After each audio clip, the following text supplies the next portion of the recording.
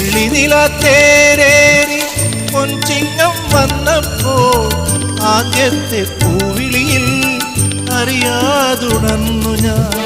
ജന്മപുണ്യമായി കൈവരും സ്വപ്നമായി തുമ്പിലയും നീർത്തിവച്ച് നോറ്റിരുന്നു ഞാൻ.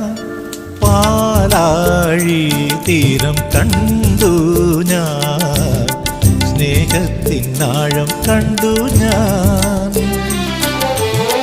പൂച്ചെണ്ടിനു കൈ നീട്ടി പൂക്കാലം വരവേറ്റു, ഒരു സ്വർഗാരാമം നീളെ കൈ വന്നു.